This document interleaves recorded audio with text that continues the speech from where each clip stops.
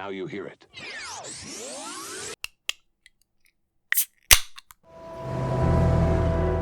When you're a child, you learn there are 3 dimensions: height, width, and depth, like a shoebox. Then later you hear there's a 4th dimension: time. From Seattle, we're Drinking the Movies. I'm Taylor Baker. And I'm Michael Clausen. What are we drinking today? We're drinking the same thing that we did last week, Silver City Brewing's Ride the Spiral.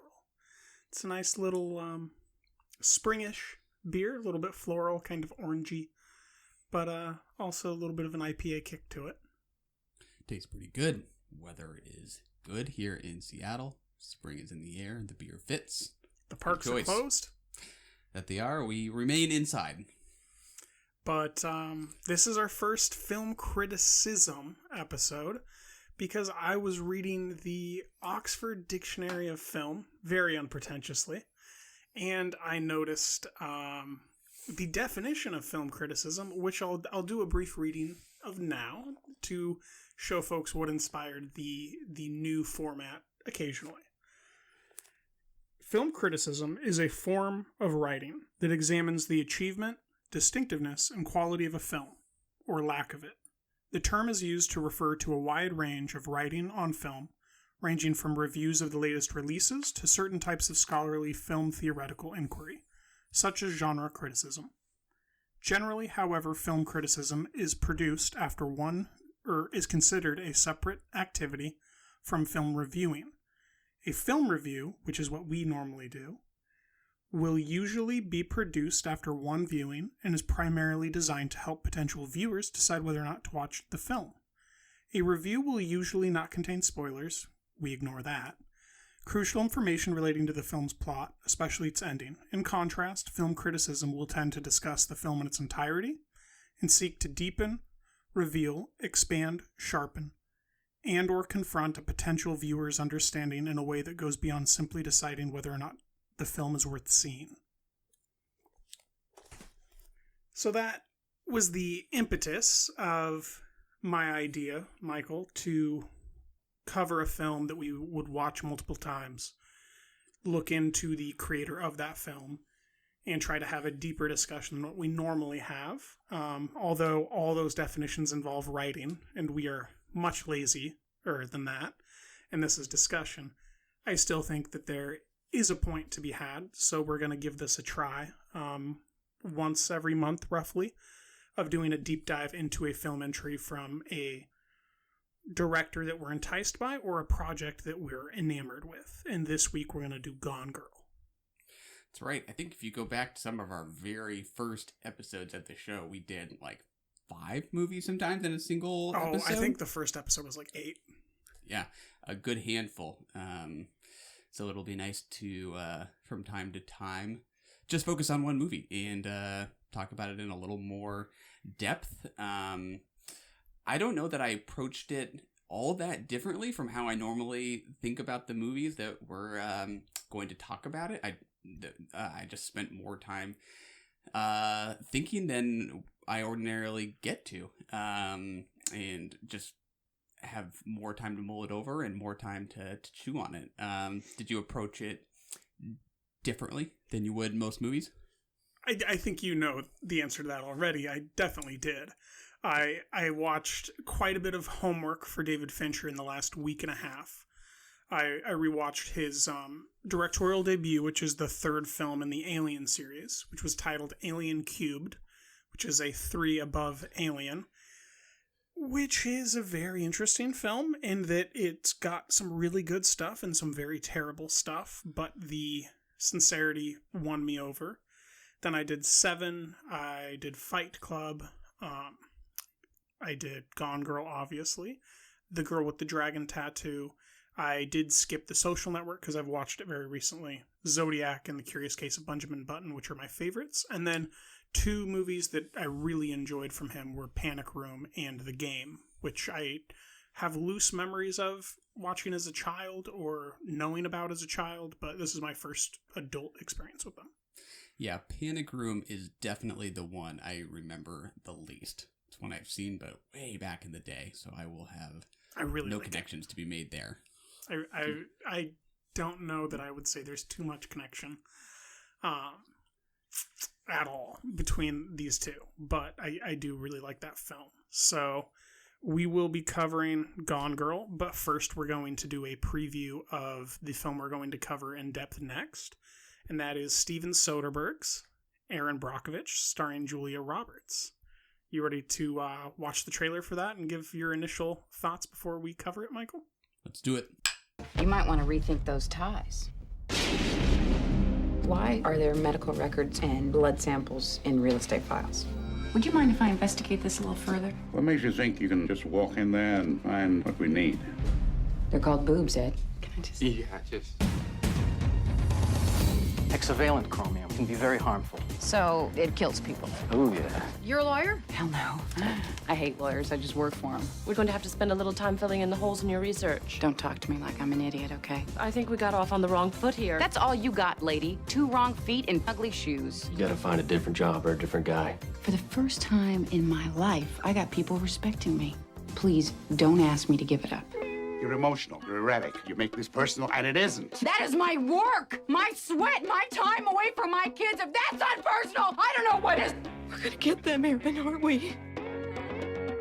They're all signed, every single one. How did you do this? Seeing as how I have no brains or legal expertise, I just went out there and performed 634 sexual favors. I'm really quite tired. All right, we just watched the trailer for Steven Soderberg's Erin Brockovich, the next movie we'll be taking a closer look at in the near future. I haven't seen this movie in a very long time. I might not have even seen this from start to finish back in the day. I just have vague memories of this. Have you seen this before multiple times? This is one of the few movies that I got on the Columbia Pictures mailer selector. Ah. So this and The Matrix and Legally Blonde are movies that did frequent my childhood in the VHS player. I think those were our 3 selections. I might be missing one, but I'm pretty sure those are the 3 that we ended up with. The Matrix was mine, obviously. Legally Blonde was my mom's. And then Erin Brockovich was, I don't know why, but it ended up being the film that I rewatched and rewatched and rewatched and rewatched. And that's probably where my Soderbergh love began, to be honest. This trailer's very 90s. Very 90s. I'm all about it. It's almost like a cliche now to describe movies like this as, quote, the kind of movie they don't make anymore, the kind of, star-driven drama for adults about a social issue that I am more than happy to revisit. The thing about that statement is that they do make those movies, and it's called Dark Waters. That is true. I think we might have described it that way.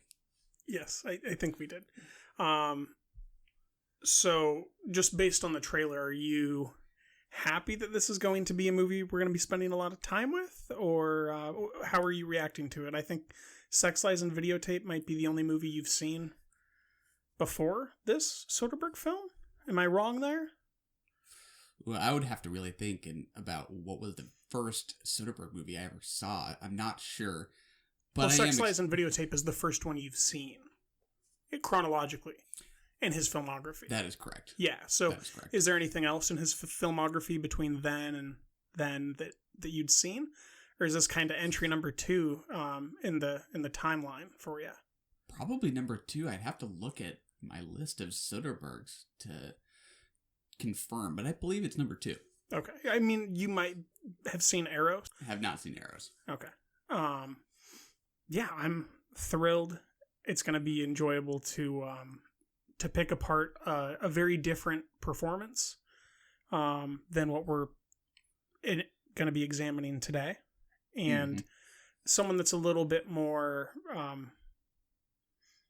that I would say shoots a little bit differently than Fincher. I don't quite know how to begin to describe the differences, but Soderbergh definitely puts a lot of attention in the camera, whereas Fincher puts a lot of attention on momentum of storytelling. I think that Fincher sees things from a story standpoint first.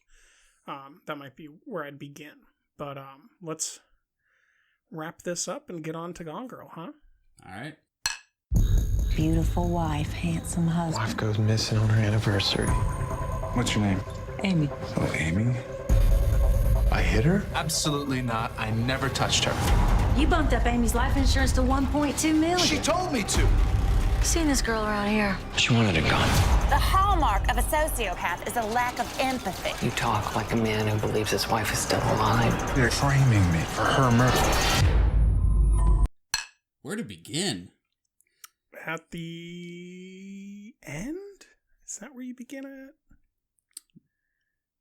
That is one strategy. I think everyone's probably seen this movie.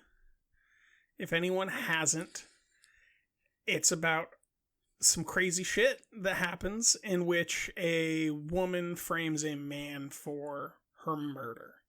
And that woman is married to that man, and that woman is played by Rosamund Pike, and the man is played by Ben Affleck. The screenplay is an adapted screenplay based on the novel of Gillian Flynn, who also wrote the screenplay. I believe this was one of her first screenplays ever, and it's one of the best adapted screenplays, I think pretty unanimously, even though I'm still out on how I feel about this movie. I do think it's a decent screenplay at bottom. Anything you want to contribute? I would say that maybe just to start by describing where we come at this movie from. I did read the book way back in the day when it first came out. Really enjoyed the book. I was surprised and excited by the big twist. I saw the movie when it came out in theaters. Rewatching it for the podcast was the first time I had revisited it since.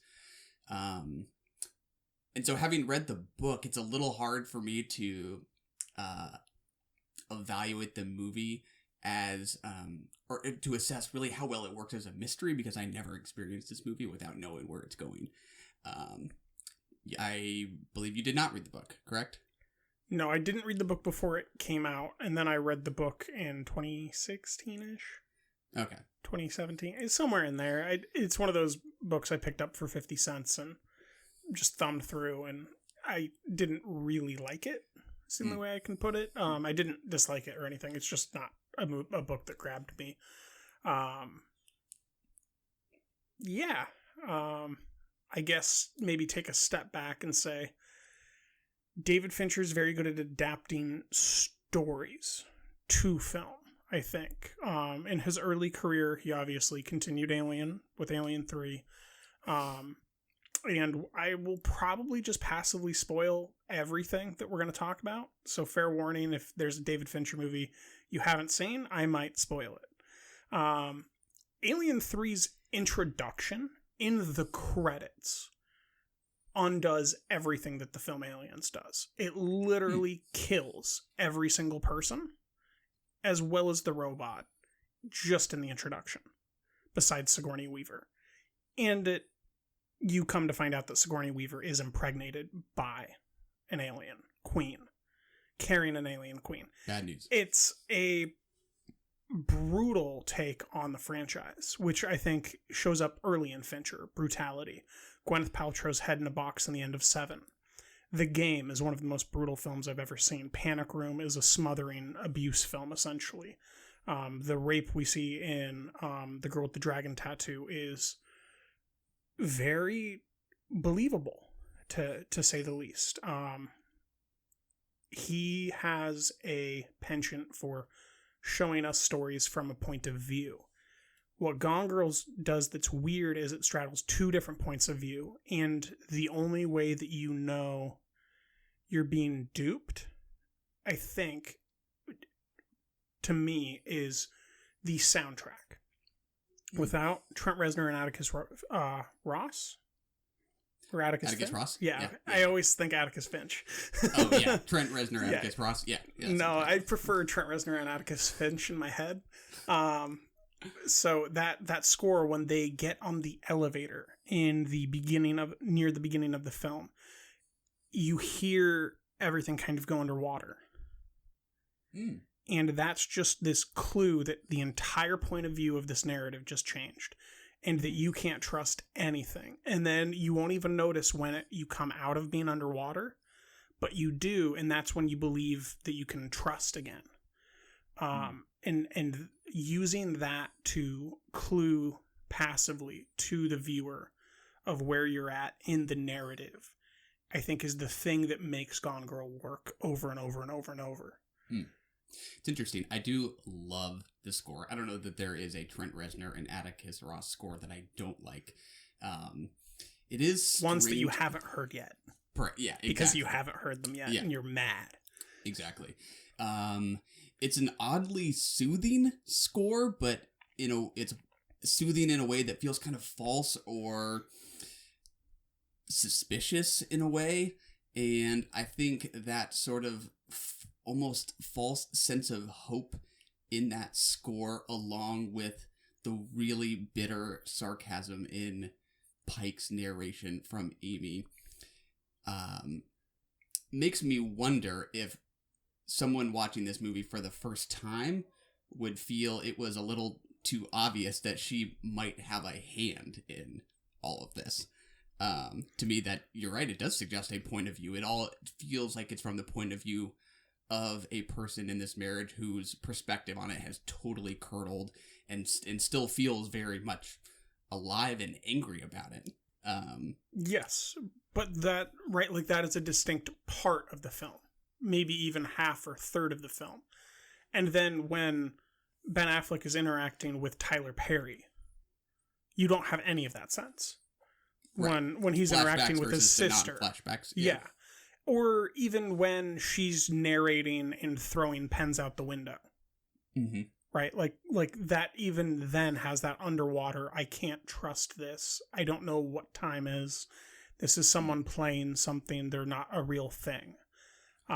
Which is very interesting. I think that the film that I would point to that came earlier in his career that this is the most like, to me, is The Game with Michael Douglas, in which he's enlisted by his brother into a game. His brother's played by Sean Penn. And the pitch is Michael Douglas is an extremely wealthy man who you can't get anything for. So he makes him part of this game that you play in real life, and you don't know what it is, when it's going to start, where it ends, what the rules are, what's real, what's not. And it gets pretty fucked up. It gets extremely fucked up. It gets brutally messed up.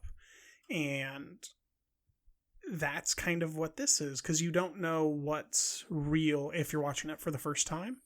And even when you watch it a second time, there is stuff about Ben Affleck that you don't know that you can believe or trust. Like that he says that he was going to get a divorce. Was he really going to get a divorce? Because she had everything. Yeah. Yeah.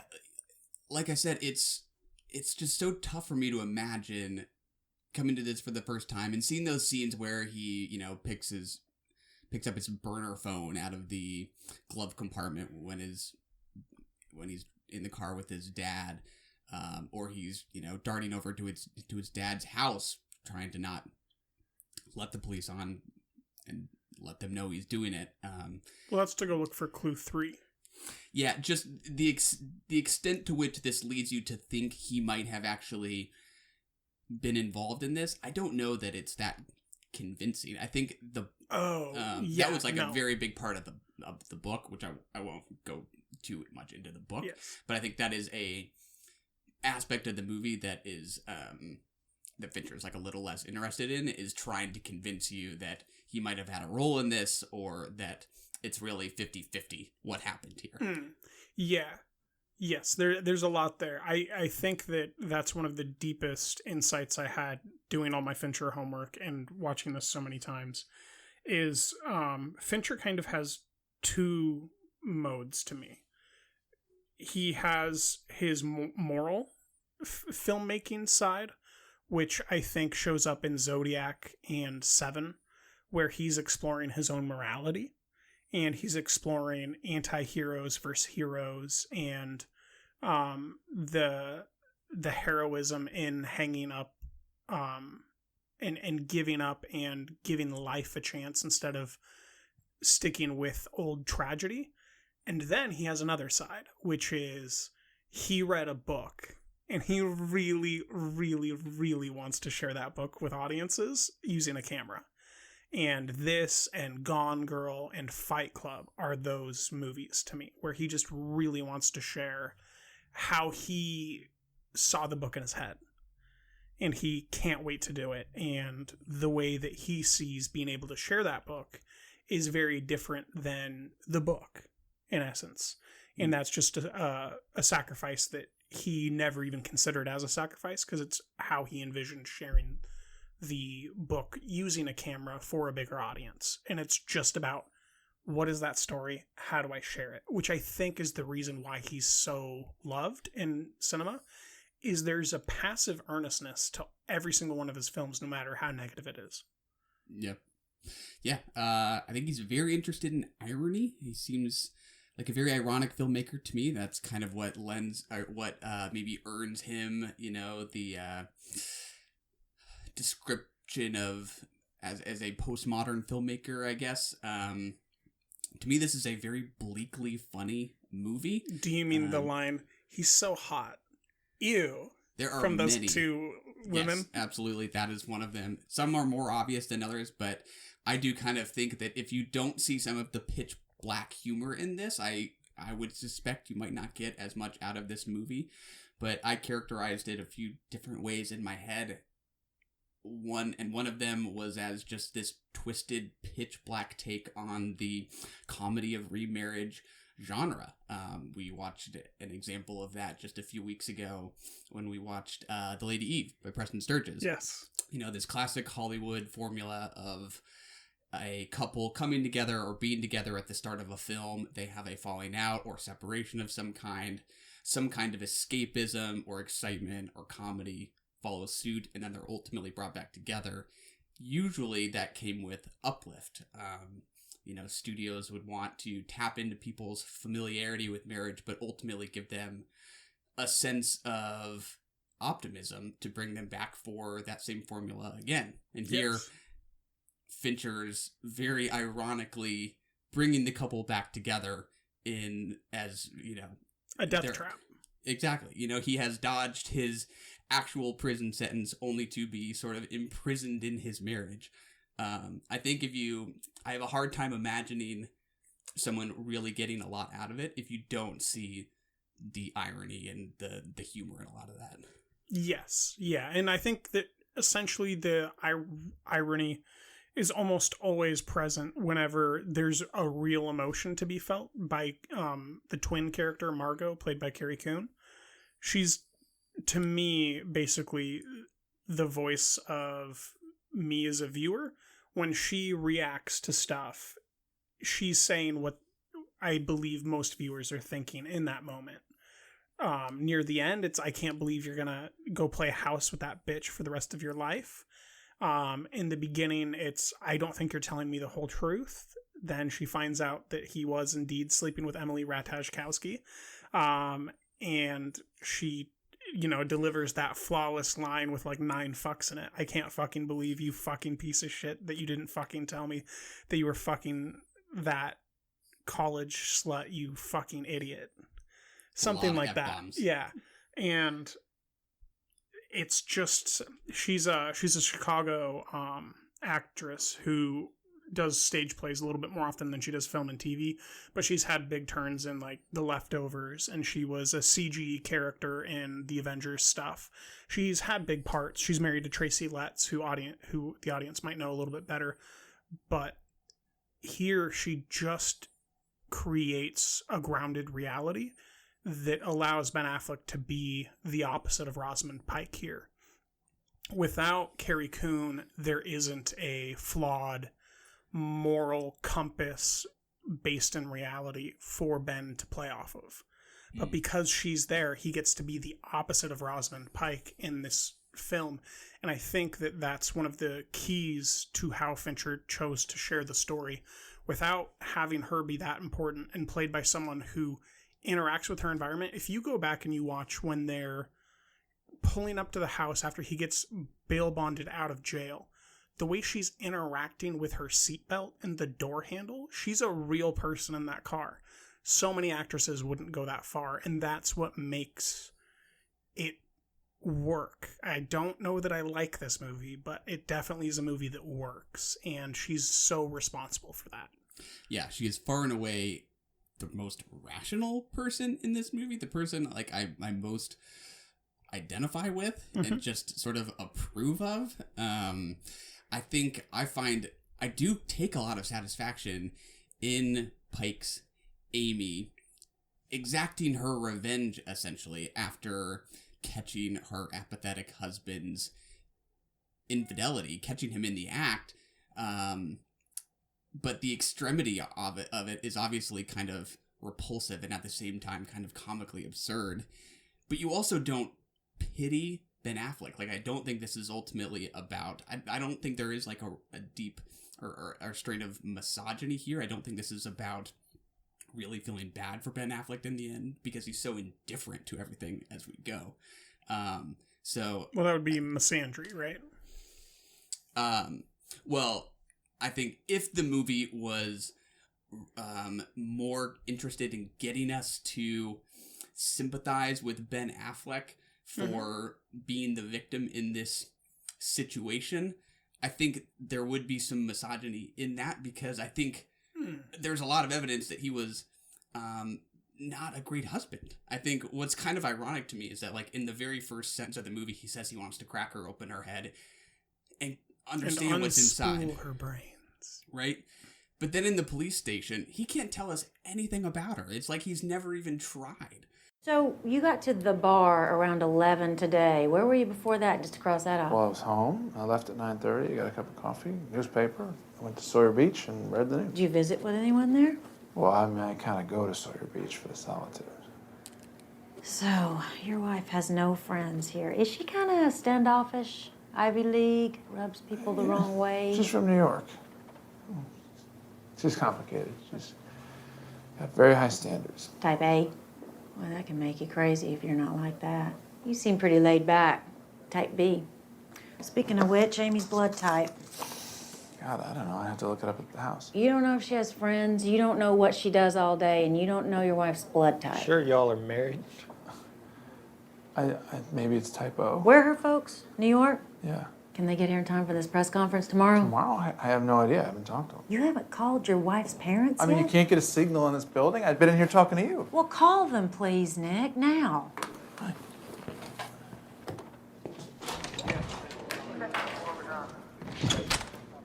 Should I know my wife's blood type? So I don't think it really encourages a great deal of empathy with him. So it toes that line between letting us have some satisfaction in her getting back at him without us feeling bad for him, but also being kind of frightened by her, obviously. Yeah, so that's where my criticism of Fincher kicks in. He sacrifices, I think, some authenticity in order to create the roller coaster effect. Right, he delivers that as the opening monologue of the film. I envision cracking my wife's brain open and unspooling her lovely brains, or whatever that line is. And then we see him outside, come inside, come outside, get in the car, get out of the car, and then he's walking to the bar with a board game called Mastermind under his arm. That's all very conscious storytelling from Fincher to try to implicate Affleck as the first point of judgment, as the villain of the piece, so that later he can play with you and bounce you back to the other side and back to the other side and back to the other side. The thing about that is it doesn't work after one viewing when you already know what's going to happen. So once you already know what's going to happen, I think that stuff, it doesn't completely fall apart, but it really doesn't belong there in a permanent film that someone already knows the existence of. It's about the first ride. It's about the first thrill of the roller coaster for that stuff to be there. When you're not on the first ride, that stuff doesn't deliver any goods. I think I would disagree. I think I do still get something out of that, because it's partly in Ben Affleck's performance, which really works for me, and how just the body language communicates his apathy and his indifference to her safety that suggest why she is so upset after having tried so hard to be the quote-unquote cool wife that she thought he wanted her to be. I think you need that to get a sense for how maddening it would be to be trying so hard to be somebody that you think somebody wants you to be, and to only receive that kind of shrug that he seems to always be carrying with him. I think you need that in those scenes. I don't disagree with that. I think that what you're talking about is happening in lots of other scenes and doesn't really happen in the scenes I'm referencing, to be honest. Because he's laying on a pillow. He's not disregarding her. He's, I think, looking into her eyes and like moving her hair in the beginning when he delivers that line. And then when he's walking into the bar with the mastermind game, none of that is showing the shrug of apathy that you're referencing. I think that you get that shrug of apathy when he's sitting down complaining about the game that they play every anniversary, and then you're more intrigued by the fact that Margot doesn't like her, but also doesn't want to not like her more, which makes Margot very endearing because she acknowledges that she just doesn't get along with her, but that she doesn't want to not get along with her. She doesn't wish her ill. Fair enough. If you're talking about the very first shot, I agree. That's not about his apathy. No, that's about that's his all I'm talking wonder. about. Yeah, Right? It's just those two beats of the mastermind game underneath the arm, delivering it to the bar, right? And then the beginning point. Those are two pictures of Jack Sparrow on the Pirates of the Caribbean ride that are cluing you into this is the Pirates of the Caribbean ride, right? This is a crime ride where you're gonna not know who did it. It's a whodunit, and you're not supposed to know who did it yet. And so these are your two first clues to give you a false lead. And I think that on rewatch, those false lead first clues really don't contribute to the film, and for me, detract from it. Oh, I completely disagree. I think the first shot is perfect in the dialogue, obviously suggesting his potential interest in hurting her out of frustration, out of hatred, out of trying to understand who she is. But at the same time, that look is so perfectly enigmatic to me. Like, there's innocence to it, but then as she's like laying her head down, you sense that hint of menace. I think that's like a perfect opening shot. And then it's bookended, of course, by the end. So that's interesting. I might be willing to agree that the shot's great. It's just the narration. It's the line delivery of that. Of saying I want to crack her skull open and unspool her brain. I'm not disputing it's a great sentence. It's perfect in a book because you're playing a different game when you're making cinema. And I've rewatched this so much that to me it's that line delivery that becomes the problem, the narration of that, and then bouncing narration to Rosamund and never going back to narration to Ben. Yeah. So it's a weird tone up. That to me is just, it's a false lead at the beginning of the roller coaster ride. That's the only way I can, I do think it's interesting to see the physicality of that performance that he does give. It's a very physical performance that he cues us into. Yeah. His performance is definitely one of the things that works for me. From him, it's partly about body language and how he communicates what feels like just a constant shrug about it.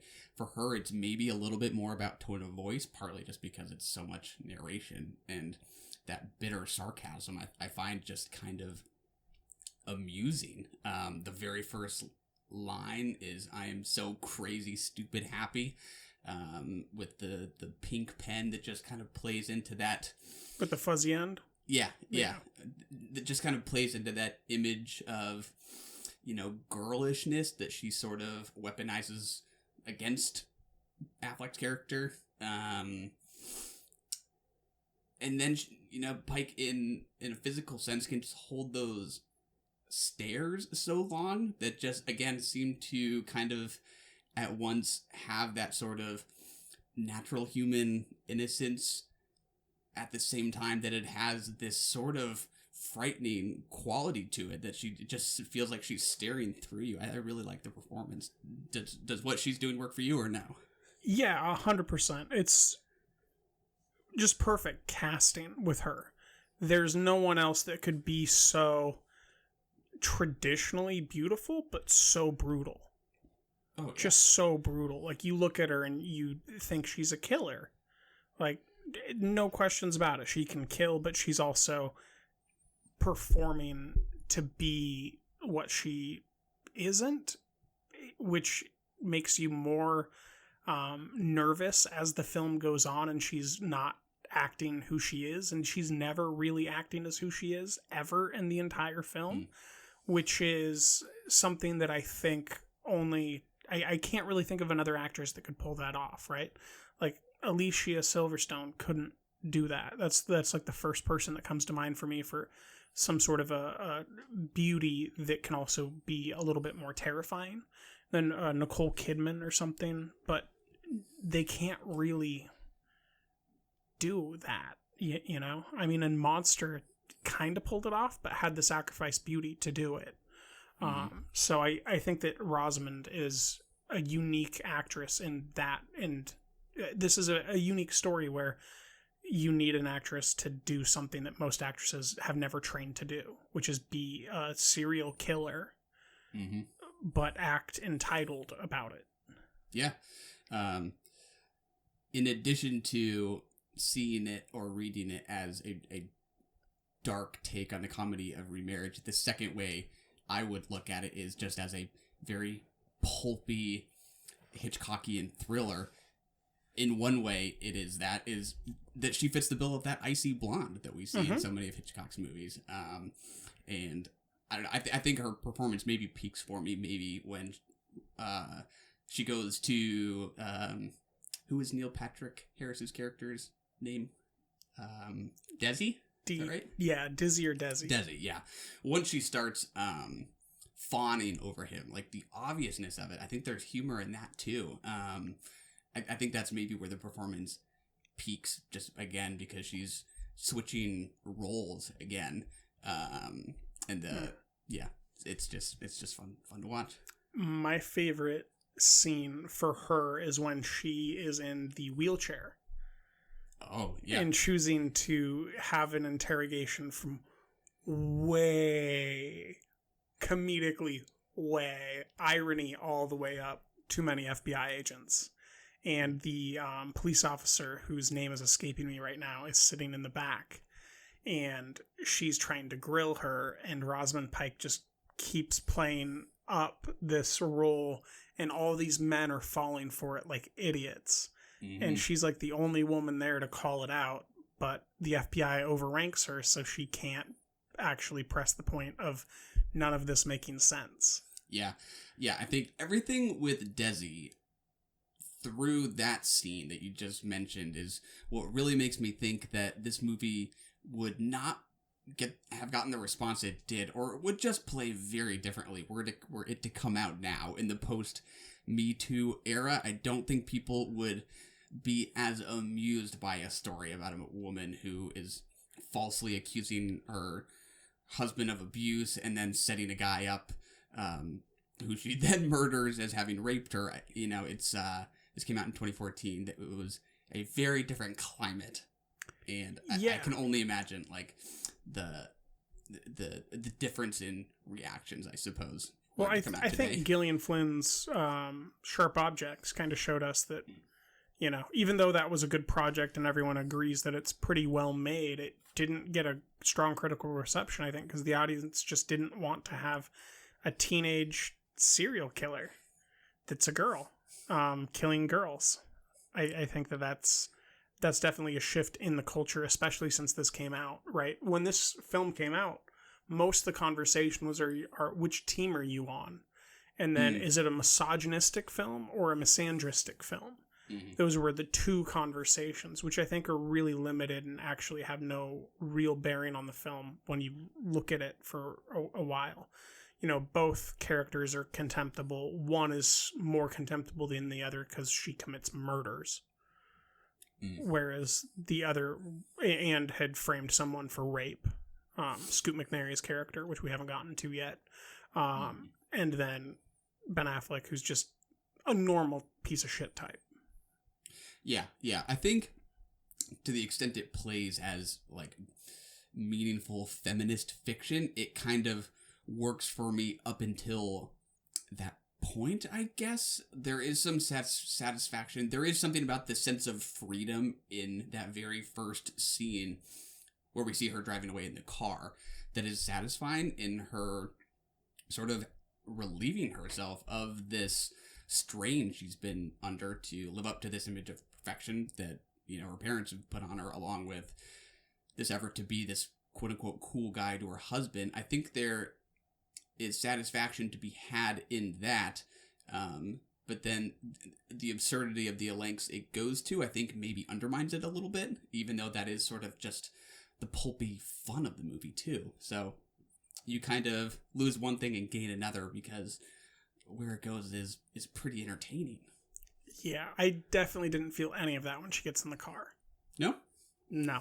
She's been planning to do something to him for so long. There's so much premeditation that I'm not on her side in this film at all. I'm occasionally on Ben Affleck's side when it's presented that I should be, but really I'm just on Tyler Perry and Carrie Coon's side. That's essentially the perspective I have on the film. I want Tanner to win the case, and I want Carrie Coon to be happy. Tyler Perry's hilarious. He's such a good actor here. It is absurd how good of an actor he is outside of his own films. And I only say that because I don't watch his films. I'm sure he's a great actor in them too, but in these dramatic roles, whenever he's given a chance, he really just destroys. He's a killer. I would love to see him in a Jordan Peele film. Yeah, my favorite line is when they first meet, and it's right after he's done laughing, and Ben Affleck says something like, "Are you laughing me out of the building?" And he says, "Are you kidding? I'm in. Oh, I'm way in." It's hilarious. Yeah, we don't see him enough on screen, apparently. Well, that might be more due to our cinematic choices than the amount of content that he's put out. True. Yeah, since we're kind of talking about performances, I also very much liked Neil Patrick Harris. I think he's perfectly oily. Did he work for you or no? Yes. I don't know who else could play that role that's so limited but has to communicate so much. His ability to react to everything that Rosamund is giving as Amy is what his entire performance is, and I don't think that very many other actors could have the same frame as him, number one, be as suave as him, number two, and be as waspy and interested but unaffectionate. And I think that a lot of that comes from who we as viewers know him as. Definitely. Which is not someone who is heterosexual. It's very inspired casting. And number two, he's this guy that can just make every single thing interesting by paying attention to it. He's one of those special actors who, when he pays attention to something, it'll either make you smile or pay attention to whatever it is that he's paying attention to. Yeah. The very first not very first, but the interaction between Affleck and him, when Affleck's character goes to his house and he's asking him questions, and he says something like, "That's an odd question," and then his tone shifts and he says, "That's a rude question." Yeah. For the very next line. It's perfect, like little shift in tone. I love it. Yeah, and again, like I cannot remember what it was like to get familiar with that character without knowing that he is ultimately the victim of Rosamund Pike's character, but you don't have to try and think about to what extent would you have thought that he was actually the conspirator, the one behind all this. Maybe, I don't know. You thought he was behind all this? No. I'm saying I don't know that the movie would have done an excellent job at making me think he was behind all of this. I think that was kind of the idea, right? Is to put him out there as a potential suspect until the halfway point. Well, we're so far away from doing a first viewing on this that I do remember having my interest piqued when I saw it in the theater that it could be him, because we see him at the Coffee and Donuts meeting with Ben Affleck when he gives the guy the donuts, and Patrick Fugit's character starts, rallying against him. And then we see him again one more time, I think, before Ben shows up on his doorstep. And then she calls someone, and we don't know who she calls in the parking lot. So I think on my first viewing, I was considering that he could have a hand in it. And it only works in that first viewing, unfortunately. Yeah, makes sense. Yeah, for me, it's just on a moment-to-moment basis. I enjoy the performances enough that I think I continue to get value out of the repeat viewings, just because with him, for example, he's just so oily. I don't know. There's just something fun about watching him do his thing. Yeah. What else? The gear shift itself. Do you like the structure of this story? For me, that was the other big Hitchcock connection. That is the Psycho-esque gear shift, right? That halfway through the movie, something is majorly revealed that changes how we view this story. Psycho being the first movie to do that. So it's almost kind of like a movie of two halves and then an epilogue in a way. Which I don't know. I appreciate just the uniqueness of the structure to some degree. It's complex because there's two things in play when I try to react to that, right? It's me feigning any essence of objectivity, right? Because art is so non-objective that in a loose, morally ambiguous version of objectivity, I do love it because I think that everybody that comes to this film for the very first time is going to be so enraptured and gripped by this ride that gear shift plays perfectly into slowly dollying you up this track right before a giant dive on this roller coaster. And that is so cool and so fun for first time viewing. But as me who's seen it a bunch, I don't feel that strongly about it. I think that there's a lot of stuff that I just question as marshmallows in the hot chocolate, I guess. There's just a lot of marshmallows in this movie, if I'm going to use that metaphor. I don't know how much I need of stuff. There's certain scenes where it's just like, that is the perfect scene. One of which is when Ben is brought into the police station and is being interrogated, and they ask him his wife's blood type. And then they ask him if he's told his wife's parents yet. And he says no. And she says, well, go call him. And then he goes to call him. And he's on the phone and he hands it off to the detective. And then he hears someone talking about his dad. And just that whole sequence and how that's shot. That's one of like the greatest pieces of cinema I can think of for like an unraveling character when something's going wrong. Just how everything just continues to go wrong within this one logistically tight space. And then there's other moments that are just the opposite of that, like when they're in the office and she takes the red panties out of the slot when he just found the clue and he's reading it. It just makes no sense because she's such a smart, cunning detective that it seems like she wouldn't want to pull out more evidence that would implicate him and make him shut down when he just found a new clue and she needs an answer to whatever that clue is. But instead, she pulls the red panties out and then has them on the end of her pen and is sliding them into the Ziploc bag, asking him what the brown house is. And it's like, of course he's not going to fucking tell you. You just found implicating evidence. Like, there's just little things that go a long way to destroy the great stuff that's been built up for me. Yeah, that one I could see just as sort of a grading of the plot mechanics in that scene, perhaps, that could be irritating. The stuff with the dad, I could see the satisfaction in the like staging and craft of that scene. I was actually feeling like the dad's kind of involvement in the story is mainly just in service of plot rather than sort of like the essence of the movie. Like if you are looking at this as sort of a movie saying something about marriage or the media, or if it is just that Hitchcockian pulp in a way. The stuff with the dad never plays much of a role in it. I actually thought, like, I wonder if that could have been cut out to some degree. I kind of thought the dad would become a figure, but he doesn't play much of a role. It serves as a conceit, right? It's how to get out of the police station. Just moves things along, I guess. Yeah, because everything already happened in that scene, and so that's something else. But then it introduces this extra house that used to be the Brown house, which is another place that he would go have extramarital affairs in, and it's where the diary is stored.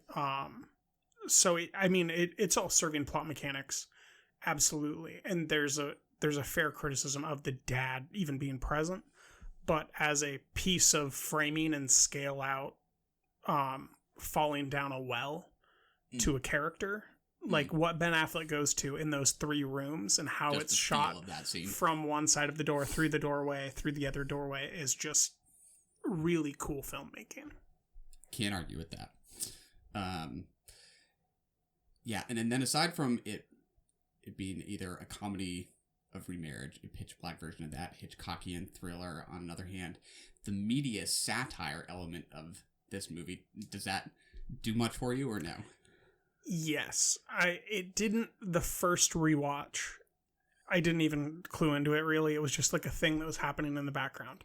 And then like the third rewatch that I had, doing all these rewatches, I noticed that there were people like eating in the background, sitting on lawn chairs behind the news media. Oh, yeah, like across the street and yeah, stuff. And that's when I started getting to it. And if you listen to the commentary, actually, those are real people that were showing up to watch the shoot, eating popcorn in their lawn chairs. So meta. And, nice line delivery from the movie. And the PA told, or like the second unit director told Fincher that, don't worry, by the time you start rolling, I'll get these guys cleared out. And Fincher was like, no, that's exactly what I want. Leave those people in there.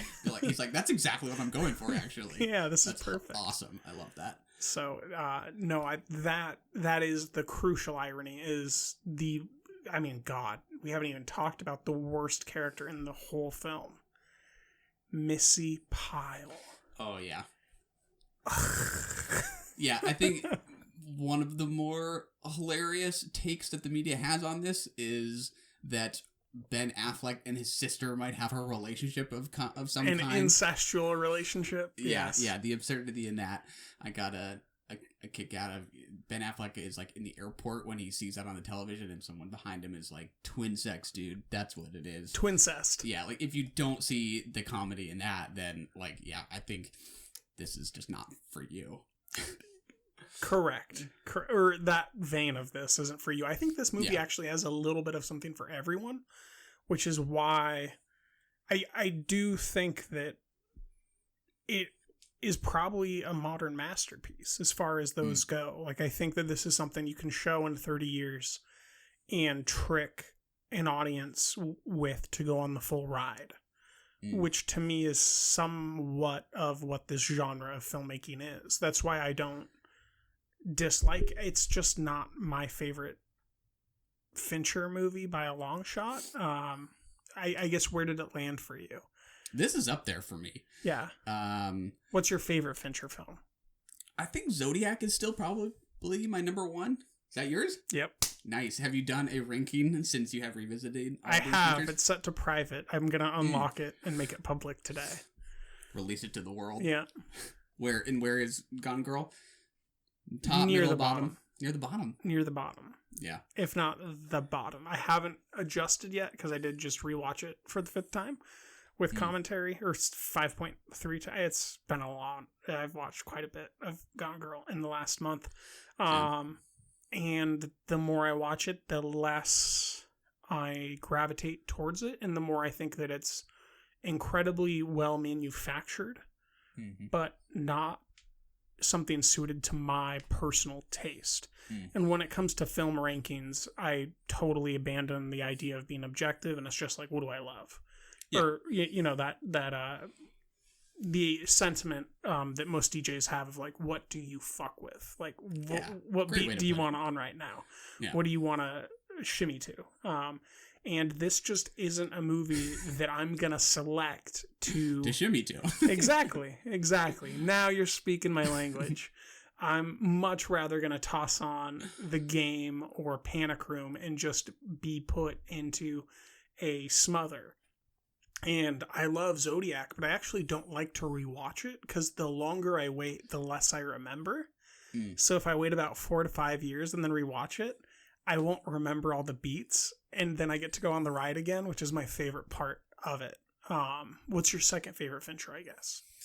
I would have to look back at my ranking. I don't know that there's like an obvious 1, 2, 3, except for Zodiac, Gone Girl, but The Game, perhaps. The Game, yeah.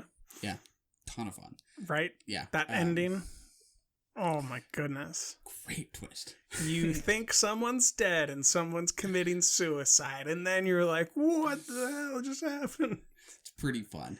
But yeah, something like Zodiac, I sense more depth to something like Zodiac. You know, I can talk about Gone Girl as a movie about these kinds of things like marriage and the media, but I do think it is a shallow examination of those things to some extent. It just makes up for that with pulpy fun for me. Yeah, and I think the real measure of why this goes down is I think that journalism is much more interestingly examined, and sexual relationships and murder in The Girl with the Dragon Tattoo than here. I think it's just a lot higher quality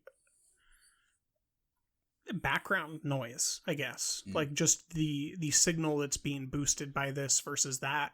I just prefer The Girl with the Dragon Tattoo in so many ways. Yeah. And The Social Network is just an incomparable piece of modern criticism of journalism, social media, technology, government systems, government regulation, humans, just everything. It's one of the most, I think, postmodern films that exists because there is no good to that film. Yeah. Yeah, I definitely think that like the sense of dread in those movies are more affecting and deeper, and ultimately maybe make more of a lasting impression than this, which, you know, really does lean into that kind of humorous irony, which I do like. That is what I like about it, but maybe leaves it feeling not quite so weighty. But just to make the last Hitchcock connection, you know, the idea that it's partly about just kind of the narratives that we project onto certain images and the images that we're sort of beholden to. I find myself chewing on that kind of thing. Even if I feel like it's a little thin at the same time, you know, like when we first see Rosamund Pike at the halfway point, it's really just a bunch of exposition where she unwinds this for us. But I still get something out of her talking about what she feels like she has had to do, and then how she, you know, in turn weaponizes this to her advantage, and then is using things like a camera in Desi's house to tell this story that's going to lead her back to where she wants to be. I don't know, that all feels sort of like a Hitchcockian, almost Rear Window thing where you're seeing these images and he's finding these stories in them. I don't know. I just feel the kind of tissue between that stuff. I think there is a significant amount of tissue there. The thing about what you're saying, though, is I love all of the Hitchcock stuff, and I don't love this. So I'm a little bit standoffish to the allegory, because I feel about those not the opposite, but very differently than how I feel about this. Like something that's written off as secondary Hitchcock, like Rope, is one of my favorite films of all time. You know, so it's just that's a creator, a director, a storyteller, someone who creates roller coasters that I just respect at such a different level than Fincher. Maybe that's a good conversation to kind of begin to have as we slow down here, is knowing Fincher's belovedness in the film community, or at least the film Twitter community, which is the most vocal part of the film community, if not Letterboxd. what do you think about Fincher? Do you think all the love is deserved? Do you love him as much as they do? Where do you land on this creator in context to the current social norm? Oh, I mean, I like Fincher, no doubt, just to put it very simply. I mean, I do think he is one of the best craftsmen we have. I think the stories he chooses to tell aren't at the top of the list of the kinds of stories I like to hear through cinema. You know, these are thrillers. And when I'm in the mood for a thriller, when I want to shimmy to a thriller, like you said, he's my guy. I'm going to go there. Okay. It's just a matter, I think, of how much you value this kind of storytelling. And, you know, I sort of really appreciate the distinctiveness of his brand. Like, you watch a PTA movie and you can maybe identify some distinctive maneuvers or whatever, but they all look and feel kind of different. Like, you know Fincher when you see it. Like, I just cannot resist someone that has that kind of authorship, this dark, ironic, violent, pulpy stuff. Like, it's always compelling. So I think it's deserved, but you know, it's also something about the selection of the stories he tells that makes him maybe not the first person I would mention as one of my favorite filmmakers. What about you? I agree with much of that. I think that a key word that comes to mind when I think about Fincher is that he's a synthesizer before he's a director, which to me means that he's trying to bring together a bunch of stuff and present it through the filmmaking medium rather than just view how to make a film. When I think of filmmakers, I'm going to think of Chantal Akerman. I'm going to think of Agnes Varda. I'm going to think of Ari Aster. I'm going to think of Christopher Nolan. I'm going to think of Sean Baker. These are people, to me, that think first with their lens and second with their narrative. Not in a negative way, but just passively. I think that when Nolan thought of Interstellar, he was thinking, how can I shoot this, before he thought, what am I going to write? So everything that he wrote was something that he had an idea for how he wanted to shoot and conjure an image in the sequence he wanted to go in. I think Dunkirk was something that he envisioned shooting rather than something that was an important story that he wrote a novel about and then adapted, right? Whereas I think Fincher's on the other side. Tarantino's somewhere in the perfect middle, where he writes a novel of a screenplay, shoots a film off of it, and then comes back and says, I want to write a novel off of my movie, right? Which is something that he just recently announced about Once Upon a Time in Hollywood. Whereas Fincher, in all of his things, he seems to be trying to synthesize a bunch of ideas together. His directorial debut, he's trying to synthesize the sense of hopelessness that the first Alien had, I think, with the idea of a thriller, a true sci-fi thriller. And what he does is kill everything that brought you comfort in Aliens and then trap you on a planet full of men who are prisoners, who are largely there for murder and rape, with no weapons, and xenomorphs. And what happens is what happens. I won't spoil that exactly for you, but she's trapped without weapons for the first time, and everything she loves is killed. That is a synthesis of ideas to me. And when I look at his films, they're all some version of a synthesis of a bunch of ideas, a story, and then how to use a camera to tell that, which I think is just different than what I gravitate towards as someone who's passionate about certain films. Well, that is much more thoughtful and interesting than me liking him as a cool thriller filmmaker. Well, he is a cool thriller filmmaker, so you got me there.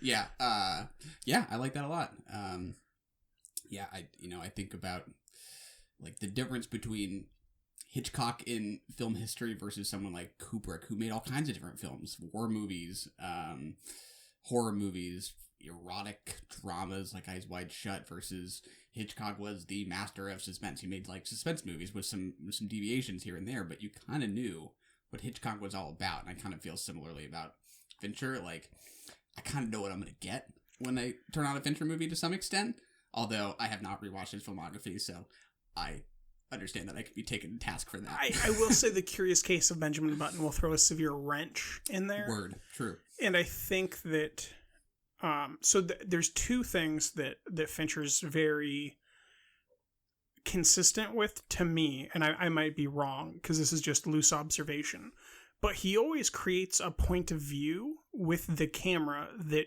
feels fresh. He literally invented the point of view of the xenomorph in Aliens 3, or Alien 3, rather.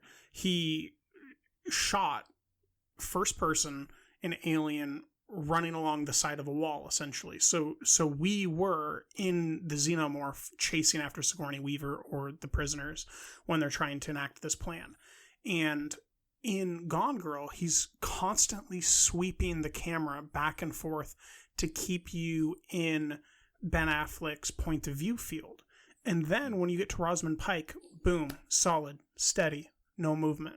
But if you think about when Ben Affleck goes to answer the door at Margot's house at night to greet Emily Ratajkowski's character, I can't remember her name for whatever reason. Can't remember either. It's on a steady dolly, but it's moving. And then it moves back. And then it's zooming out as they begin their lustful encounter. And then it's zooming in as they're getting dressed. And then it's fading and it's cutting. Constant movement. And when it isn't moving, the environment's moving. Ben Affleck's opening up a door, glass is changing, cabinets are moving shadows. There's always movement. And I think that ability to constantly propel and then shift the character perspective to something solid and static creates this background fundamental understanding for any sized viewer, whether you like movies or this is just the only movie you're going to watch this year because enough of your friends told you to. You're going to passively understand the story because of the background noise that he does. And that is special, I think. And that's one of the things that about his synthesis that allows him to play a high game of filmmaking, whereas Nolan's not going to act differently for each character with his lens. He's just not that guy. Any of the Fincher movies you watched, you just flat out dislike? Or is this one of them? This is the one I disliked Closest? the most, besides Fight Club. Yes. Which reminds me of my other point, which is branding. His use of marketing or branding in cinema is unique because in The Social Network, it's all about that. In The Girl with the Dragon Tattoo, it's basically just about the Millennium Press and family legacy and that type of thing. And then we get to The Game. That's all about a brand, right? Panic Room. That's all about money. It's all about wealth. It's all about government wealth and the transfer of wealth after death. This film is all about essentially the wealth of life, the wealth of how people view you. Fight Club is all about branding and taking down credit card companies, as you know. There's something consistent with him about wealth, brands, that type of thing that's interesting. Wayland Enterprises or Industries in Alien 3 plays a big role. The Game has a big role in that. Michael Douglas's business, you know. And then the GCP or whatever it is that runs The Game, right? Yeah, There's just branding is very consistent for him. Yeah. One thing I have to kind of like remind myself to keep in mind about Fincher is that like when I think about especially a movie like Fight Club, my mind does immediately think of that as like one of the broiest movies around, right? Like Did you read my review? I did. It's spot on. 100%. Like, you know, I just envision dorm rooms with a Bob Marley poster and a Fight Club poster. Don't talk about my friends like that. Well, and it's not undeserved, but I do think I do think he maybe has this reputation as a bro-y kind of filmmaker that I would almost like him to be like unshackled from in a way, because that sometimes I think maybe taints my view a little bit where I'm like, I don't really want to go watch Fight Club just because I kind of have that association with it. But if I think if I sat down and watched Fight Club, I might not feel that way. If I just actually look at the text and not the culture. Yeah, I'm trying to remember the exact order. I think it goes 7 Fight Club and then Curious Case of Benjamin Button. So, like, if you want to just remember that he's not a bro, just remember Seven, He's which like, is "I pretty tried, not bro. It's like, oh, well, I guess it's kind of bro. It's like, oh, what, you love girls? I'm going to cut her head off. And then Fight Club is very bro. But then The Curious Case of Benjamin Button is Cate Blanchett as a romantic lead. That's as not bro as it gets. Yeah. Yeah, that is fair. Yeah, he needs to go like full art house, and then he'll never have that problem again. But he will lose 90% of his following. Yes, he also show ran and created House of Cards and Mindhunter, which he directed 7 episodes of so far. He's going to be releasing Mank on Netflix this year. That's something we can definitely count on because coronavirus has not yet affected Netflix. So unless the film has not completed production, then we can count on it coming out, because I think most post-production companies can work remotely right now, so it should still be on track if we're lucky. What do you think about the tone change to Mank? That's actually exactly the kind of thing I'm excited about. Like, that is not bro-y. Something looking at like classic Hollywood and film history. Like, I'm all for that. I would challenge you a little bit, just because I recently started thinking about, like, how would you make this movie that's anti-Orson Welles? And I do question how dark we're going to get. Because Orson Welles had some darkness. Going to manage to turn this into a cool thriller? I mean, you've seen the same documentaries I have about Orson. Near the end, he got heavy. The Other Side of the Wind, or Other Side of the Wind, is that what it's called? Yeah. The doc or the actual one? When I say The Other Side of the Wind, it makes me think of Gone with the Wind, and I'm like, these can't be the same things. But in my film reptile brain, I say wind and I think of Gone. What we understand him to be towards the end there is a very abrasive man. And if this is going to cover Mankiewicz to a large degree, who I believe was involved in Orson's life in some capacity until the end, I do think it could be very dark. And we have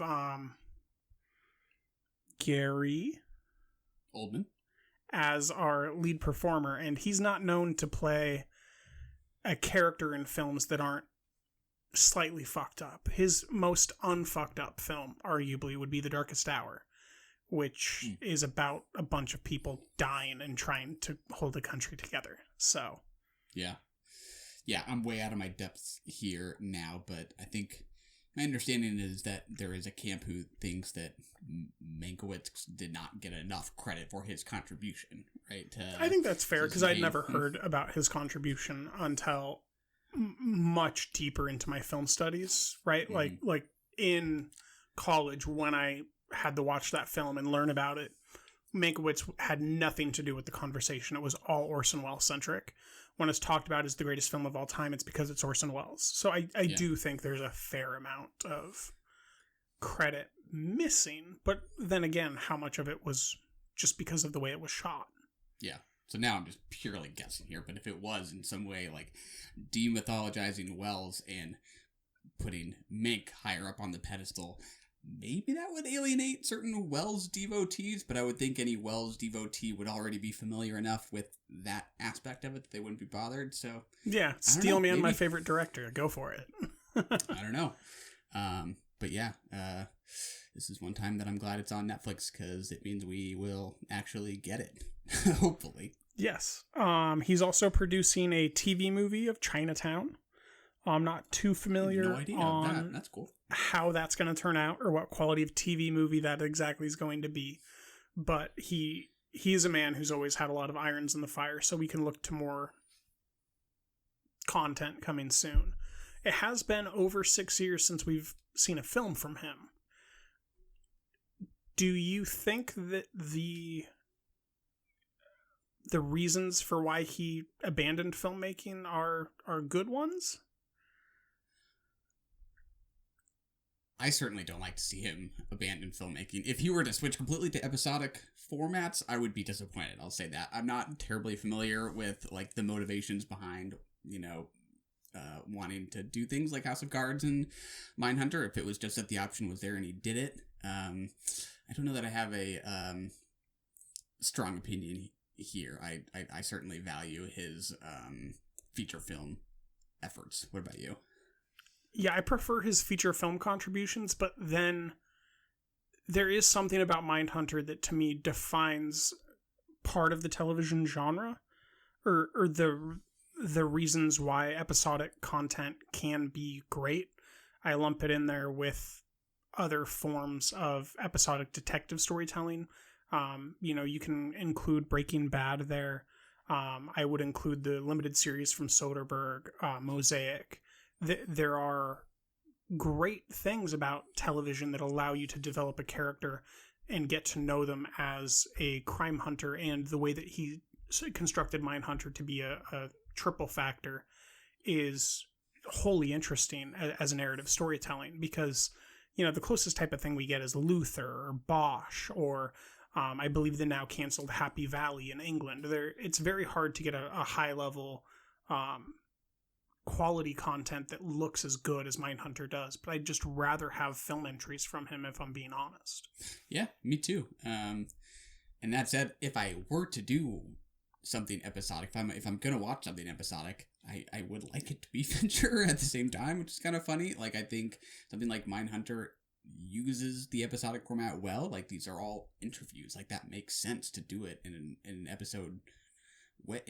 episodic format, versus something like the Game of Thrones, which is more about holding the carrot out in front of you each episode, yes. Right? Which Mindhunter does to some extent, but there is a purpose to each individual entry. So I think he has wielded that quite well. But yeah, like, I don't know. I still want to see it on a big screen with strangers, Favorite scene in Gone Girl? The murder. The big murder. No, hands down. Is that a surprise? No. Probably a boring answer, but I think it's pretty is dope. A boring answer, but did you know that they had the materials to do that shot 36 times? Really? Wow. 36 changes of bedding and clothing and lingerie and dress, and yeah, because once you get that corn syrup on you, you gotta restart. And Fincher's a notorious shoot over and over and over guy. I think my favorite scene is the and this is because it's just one of my favorite scenes, and then anecdotally it's awesome, the gummy bear sequence in which Tyler Perry is throwing gummy bears at Ben Affleck whenever he messes up. That was a preposterous amount of takes. I'm not going to throw a number out there, but I can tell you it was way too many takes, and it was stitched together like just perfectly to where you can't tell that it's a bunch of different takes. You believe it's all just one frustrated Ben Affleck getting gummy bears thrown at him, ending with Carrie going to throw one at him and him swallowing it perfectly. But like the one that goes into his collar that he then picks out and throws down, that only happened once out of all the times that they shot. So just knowing all the finesse that went into editing that scene together makes it my favorite. We need more Tyler Perry in front of the screen, in front of the camera. Agreed. And that is Gone Girl. That's our first deep dive film criticism episode. We'll see how many more of these we do. Maybe it'll come back forever. Maybe it'll just be a couple months. Until next time. That's another one in the can.